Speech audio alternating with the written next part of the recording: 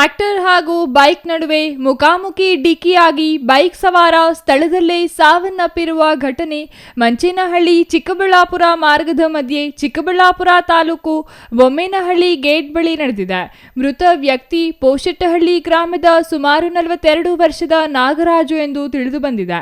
ಅಂದಹಾಗೆ ಮೃತ ವ್ಯಕ್ತಿ ನಾಗರಾಜು ಸ್ವಗ್ರಾಮದಲ್ಲಿರುವ ಮುತ್ತುರಾಯಸ್ವಾಮಿ ದೇವಾಲಯದಲ್ಲಿ ಅರ್ಚಕರಾಗಿ ಕೆಲಸ ಮಾಡುತ್ತಿದ್ದು, ದೇವರ ಪೂಜೆಗೆಂದು ಹೂವ ತರಲು ಮಂಚೇನಹಳ್ಳಿಗೆ ಹೋಗುತ್ತಿದ್ರಂತೆ.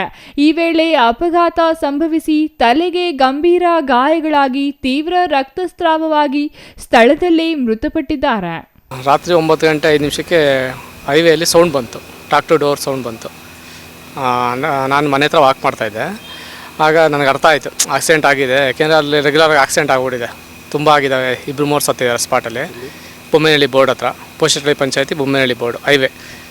ಅದರಿಂದ ನಾನು ಆಕ್ಸಿಡೆಂಟ್ ಆಗಿದೆ ಅಂತ ಗೊತ್ತಾಗೆ ನಾನು ಗಾಡಿ ತೊಗೊಂಡು ಬಂದೆ. ಅಲ್ಲಿ ನೋಡಿದ್ರೆ ಆಲ್ರೆಡಿ ಆಕ್ಸಿಡೆಂಟ್ ಆಗಿ ಬೈಕು ಬಿದ್ದಿತ್ತು, ಒಬ್ಬರು ಬಿದ್ದಿದ್ದಾರೆ. ತಲೆ ಮಾತ್ರ ಕ್ಲೀನಾಗಿದೆ, ಮುಖ ಎಲ್ಲ ಹೊಡೆದೋಗ್ಬಿಟ್ಟಿತ್ತು. ಐಡೆಂಟಿಫೈ ಆಗಲಿಲ್ಲ ಫಸ್ಟಲ್ಲಿ.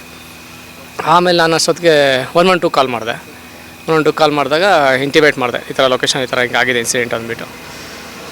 ಆಮೇಲೆ ಆಂಬುಲೆನ್ಸ್ ಬಂದರು, ಮಂಚೇನಹಳ್ಳಿ ಪೊಲೀಸ್, ಲೋಕಲ್ ಪೊಲೀಸ್ ಬಂದರು.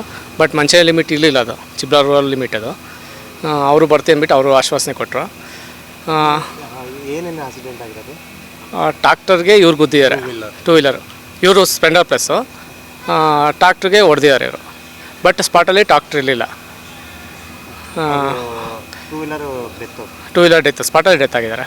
ನಾನು ಚೆಕ್ ಮಾಡಿದೆ, ಬಟ್ ಮುಖ ಎಲ್ಲ ಹೊಡೆದೋಗ್ಬಿಟ್ಟಿತ್ತು, ಏನೂ ಇದಿರಲಿಲ್ಲ. ಇವರು ಬೈಕ್ ಅವರು ಪೋಷೆಟ್ಟಹಳ್ಳಿಯಿಂದ ಮಂಚೇನಹಳ್ಳಿಗೆ ಹೋಗ್ತಾಯಿದ್ರು, ಹೋಗಿ ಹೊಡೆದಿದ್ದಾರೆ. 2 ವೀಲರೇ ಹಾಂ, 2 ವೀಲರ್ ಟ್ರಾಕ್ಟರ್ಗೆ ಬೊಮ್ಮೇನಹಳ್ಳಿ ಬೋರ್ಡ್ ಹತ್ರ ಹೊಡೆದಿದ್ದಾರೆ. ಯಾರು ಡೆತ್ ಆಗಿರೋ ಹೆಸರು? ನಾಗರಾಜ್ ಅಂತ, ಪೋಷೆಟ್ಟಹಳ್ಳಿ. ಏಜ್ ಒಂದು 40-45 ಒಳಗೆ ಇರುತ್ತೆ.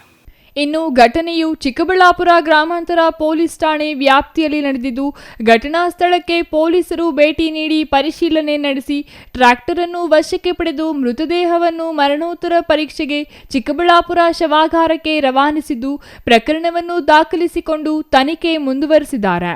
ತಾವಡನಹಳ್ಳಿ ರಮೇಶ್, ಸಿಟಿವಿ ನ್ಯೂಸ್, ಚಿಕ್ಕಬಳ್ಳಾಪುರ.